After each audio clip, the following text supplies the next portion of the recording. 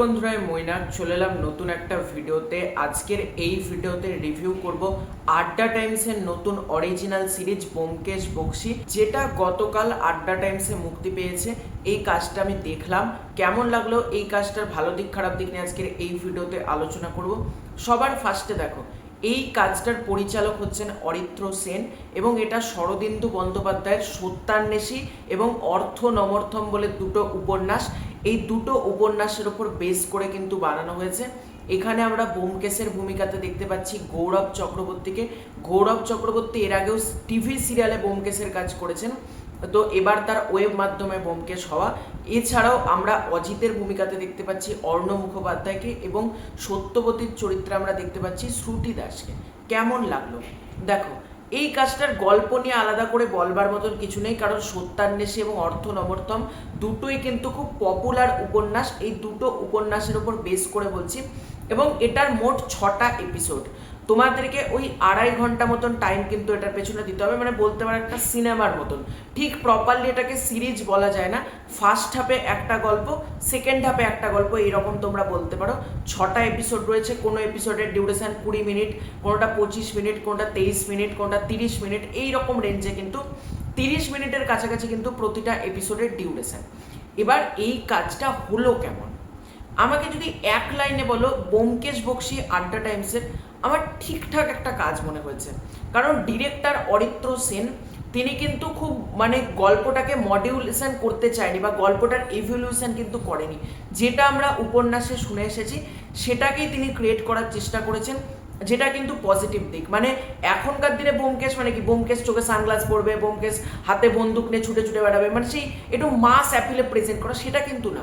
আদ্যপ্রান্ত বাঙালি ব্যোমকেশ সেটা প্রেজেন্ট করা হয়েছে এবং সেই সময়কার যে রেট্রো ভাইবসটা, তখনকার যে টাইম পিরিয়ডটা, যে চায়না টাউনটাকে যেভাবে দেখানো হয়েছে। দেখো, এই সিরিজটার কিন্তু বাজেট কম, সেটা তোমরা দেখলেই বুঝতে পারবে, কিন্তু বাজেট কম হলেও কাজটার কিন্তু লুক অ্যান্ড ফিল খুব ভালো, সেই প্রিমিয়াম ব্যাপারটা কিন্তু দিচ্ছে এবং রেট্রো ভাইবস, বারবার বলছি এই কাজটার মধ্যে কিন্তু তোমরা রেট্রো ভাইবসটা পেতে চলেছো। এবং গল্পের মধ্যে না কোনো সেরকম বোরিংনেসটা নেই, যে ডাক্তারের চরিত্রে যিনি রয়েছেন তাকে যখন অ্যারেস্ট করা হচ্ছে সেই মোমেন্টটা বলো, বা অনির্বাণ ভট্টাচার্য রয়েছে, অ্যাক্টার অনির্বাণ না কিন্তু, ইনিও অ্যাক্টার কিন্তু ইনি অন্য অনির্বাণ ভট্টাচার্য, তিনি পুলিশের ভূমিকাতে রয়েছেন।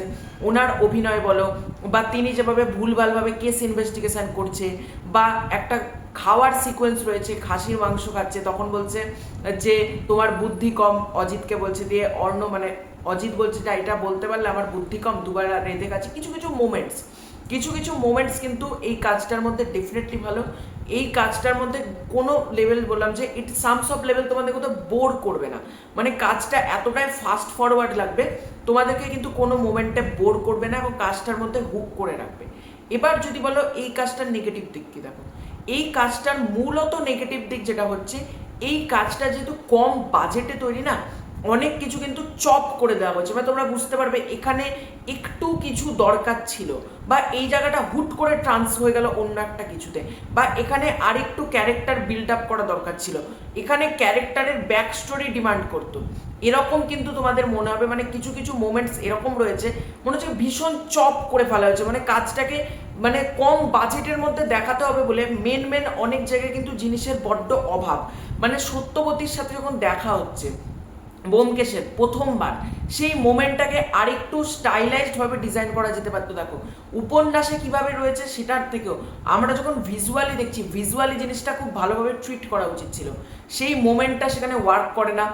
বা আশপাশের যে মানুষজন, প্রত্যেক মানুষের সাথে প্রত্যেক মানুষের এই যে রিলেশন, কিছু ক্ষেত্রে কিন্তু বিল্ড আপ দেওয়া দরকার ছিল, যে তাস খেলছে, বা এই যে ড্রাগ পেটলার, ড্রাগের সাপ্লাই হচ্ছে, ডাক্তারির এখান থেকে ড্রাগ হেরোইন ছড়াচ্ছে, এবার সেই মোমেন্টসগুলোকে তো আরেকটু দেখাতে হবে, যে কিভাবে ড্রাগসটা এলো, ওই ম্যাপের মধ্যে দিয়ে না দেখিয়ে আরেকটু, আমি যেহেতু স্পয়লার হবে বলে ডিটেলসে ঢুকছি না, একটু কিন্তু গল্পের গভীরে যাওয়া উচিত ছিল, গভীরে যেতে হতো, গল্পের ডিপ ভাবে দেখাতে হতো, এবং কিছু কিছু মোমেন্টে কিন্তু ব্রিদিং স্পেস দরকার ছিল, ঝাপঝাপ ঝাপঝাপ করে গল্পটা হচ্ছে এগোচ্ছে, সেই প্রচণ্ড ফাস্ট গল্পটা এগোতে থাকছে মাঝে মধ্যে, সেটা না করে একটু টাইমলি যদি প্রতিটা ক্যারেক্টারকে বিল্ড আপ করা হতো ভালো লাগতো। ইন্ট্রোটা যে ডিজাইন করা হয়েছে অ্যানিমেটেড ভাবে, সেটার কথা আলাদা প্রশংসা করতে হবে, সেটা ভালো লেগেছে। কিন্তু এই ব্যোমকেশটার মধ্যে যেটা মূলত প্রবলেম, এটার বিজিএম এর কাজ আরো ভালো হতে পারতো বলে আমি মনে করি। কারণ দেখো এখন গোয়েন্দা প্রচুর হচ্ছে, প্রচুর, মানে একেন বাবু থেকে শুরু করে জি5 এর কাজ বলো, সবতে গোয়েন্দা গোয়েন্দা গোয়েন্দা থাকছে। হাজারটা গোয়েন্দা রয়েছে, হাজারটা ডিটেকটিভ রয়েছে, কিন্তু ব্যোমকেশ, ফেলুদা এগুলো কিন্তু মানুষের কাছে নস্টালজিয়া। তাই এই নস্টালজিয়াটাকে যখন ক্রিয়েট করা হচ্ছে না, টেকনিক্যাল ডিপার্টমেন্ট বা টেকনিক্যাল অ্যাসপেক্টসের ওপর কিন্তু আরও বেশি জোর দেওয়া দরকার ছিল। এই কাজটার বিজিএম টোটালি ফ্ল্যাট, মানে কোনো জায়গায় যে ব্যাকগ্রাউন্ড মিউজিক দিয়ে, ব্যোমকেশের তোমরা সিনেমা দেখবে, আমি বেশি কথা বলছি না, আবিরদার ব্যোমকেশ তোমরা জাস্ট দেখবে, সেখানে ব্যোমকেশ হিসেবে তার যে ব্যাকগ্রাউন্ড স্কোর দিয়ে এক এক সময় যেরকম খেলতো, সেই ব্যাকগ্রাউন্ড স্কোরগুলো কিন্তু ফ্ল্যাট লাগছে, মানে ব্যাকগ্রাউন্ড মিউজিকগুলো আরও টান টান হতে পারতো। ডায়লগ লেভেলে এটাকে আরও বেশি মানে এনহ্যান্স করা যেতে পারতো, ডায়লগের কাজ সেরকম কিন্তু খুব আহামরি আমি বলবো না। ওভারঅলে এই কাজটা আমার ঠিকঠাক লেগেছে। তোমরা কিন্তু একবার দেখতে চাইলে অবশ্যই দেখতে পারো, তোমাদেরকে 2.5 ঘন্টা সময় দিতে হবে, 6টা এপিসোড। তো এটাই ছিল আজকের ভিডিও। তোমাদের পুরো ব্যাপারটাকে কেন্দ্র করে কি মতামত কমেন্ট করে জানিও। খুব শীঘ্র দেখা হচ্ছে নতুন কোনো ভিডিওতে, ততক্ষণ